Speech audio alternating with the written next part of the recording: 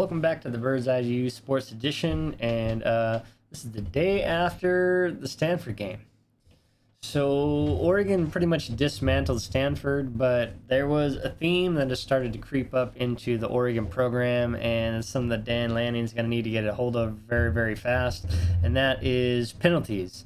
Oregon had the most penalties since 2007, and that's or most penalty yards, at least in 2007. There was 14 penalties for 135 yards. That's the most in 15 years.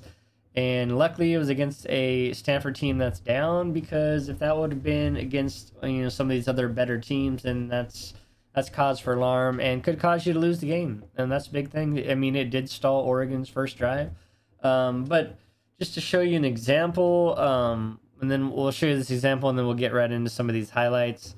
And so this is right at the end of the second half, or the second quarter, sorry, right at the end of the second quarter, and the ball goes to Seven McGee, and then Seven McGee gets tackled, and then all hell breaks loose.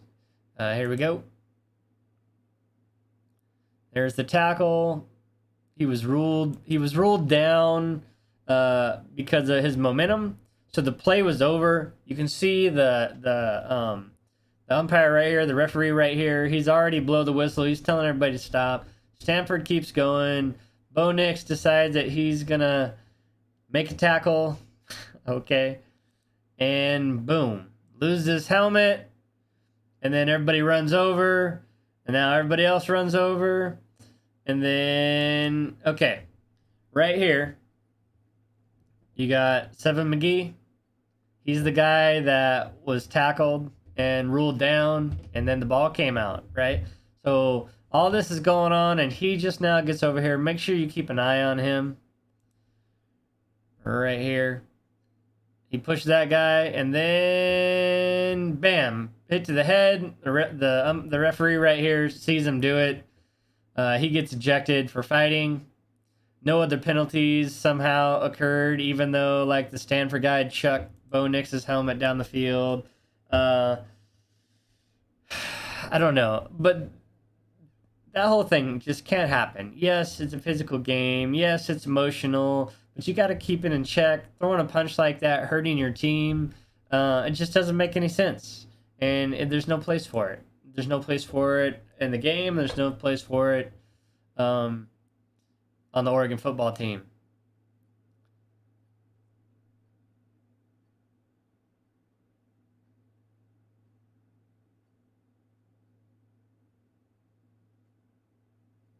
So I don't know if you saw that down. Watch this guy right here at the bottom, number 24.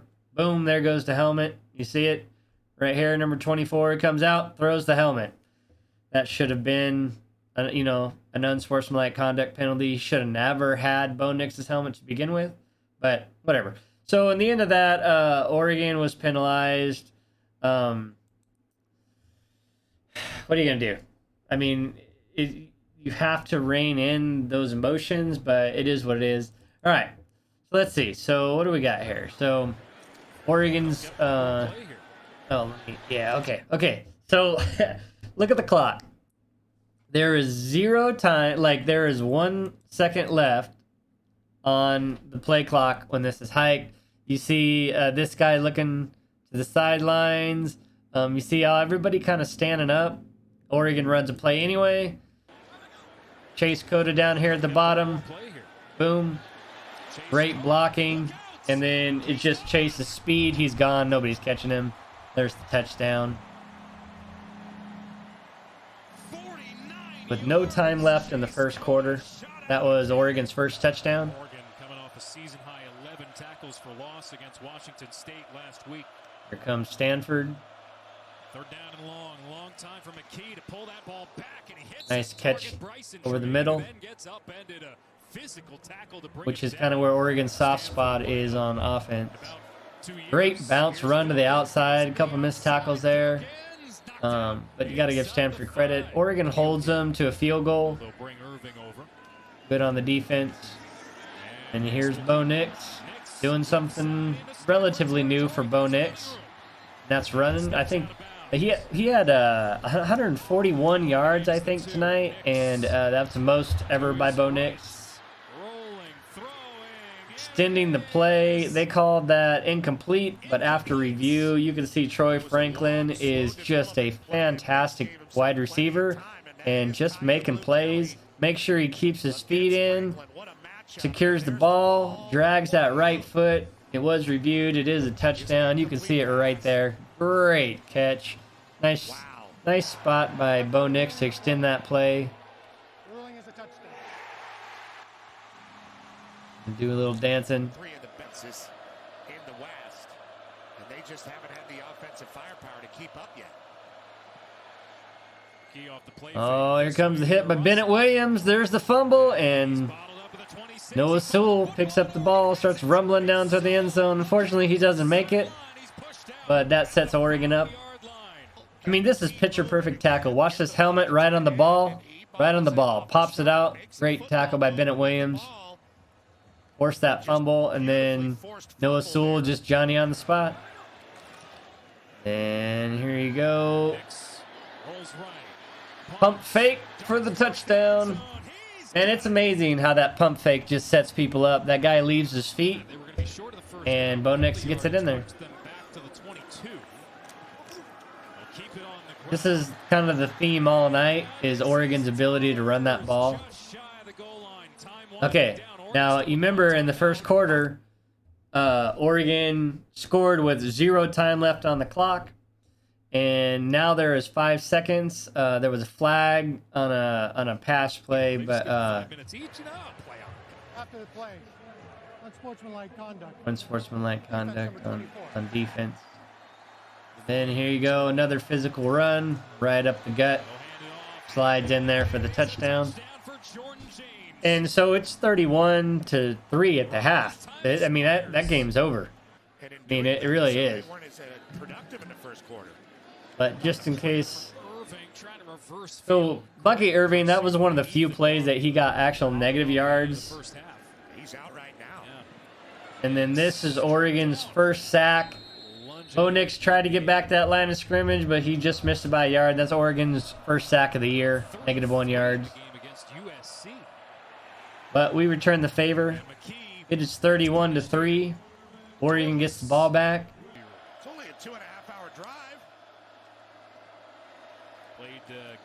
Didn't do anything with it. This is where Stanford, watch this play right here. 2 for 9 on third down tonight. I mean, I don't care what you do. Oh, no, okay. Not that one. I mean, that was good, but I don't care what you do. That one's hard to stop, right? But plays like this really eat you. Just chunk up 5, 6, 7 yards at a time. And so Oregon has consistently made people work to go downfield, and that's kind of what this defense is doing right now, putting enough pressure on so you don't develop long passing plays, but good teams and good players find a way to get things done. And this is just one of those where he just makes a fantastic catch and run and keeps his body in for a touchdown. I mean, got to give the guy credit.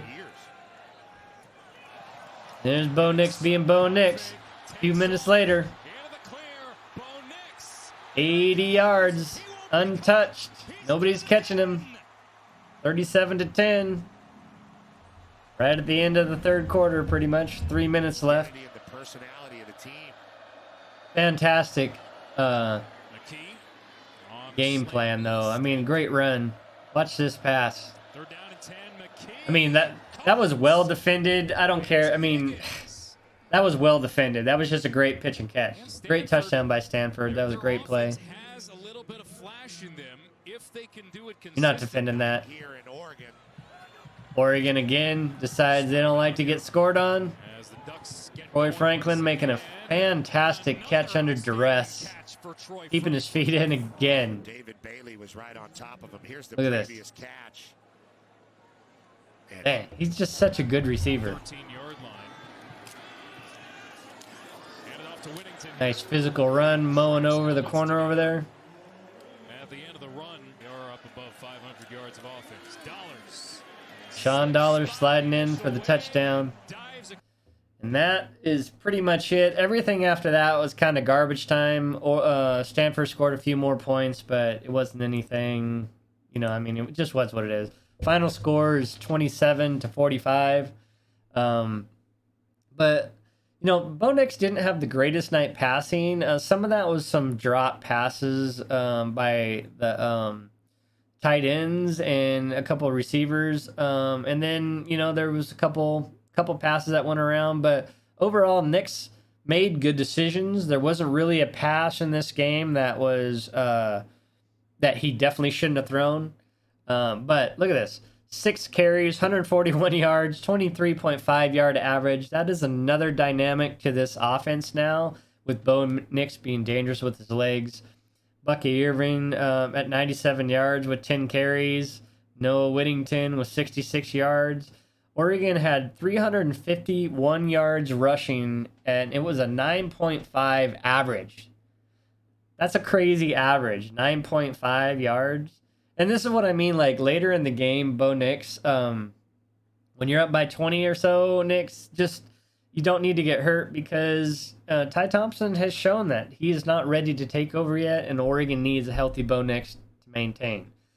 We look at the receiving yards. You know, there were 17 receptions, passed all over the place, but again, 9.6 yards per reception. To go with your 9.5 yards per rush, that is amazing averages. And if you can do that, you're going to beat teams. But Oregon needs to clean up that penalties. That's going to be a bugaboo for them. They got to clean that up. That's the one take back from this game is they got to be more disciplined, because coming up, things are going to get tougher. Next week we have another tune-up game with Arizona. And then we at home we have UCLA, which just beat number 15 Washington. And then the next game we go back down to Cal, which is always a tough game. For some reason, Oregon playing Colorado at Colorado always seems tough for them. I'm hoping this game doesn't go that way because Colorado's not that good. But I think the altitude usually affects Oregon up there.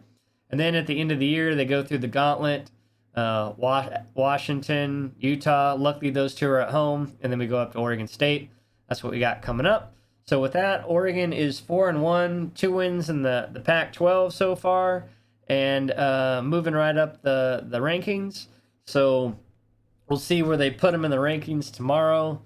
But yeah. So with that, thanks for stopping by. I hope you enjoyed that, and go ahead and leave a like or comment. You think Oregon? What do you think the score for Oregon Arizona is going to be? All right, much love all.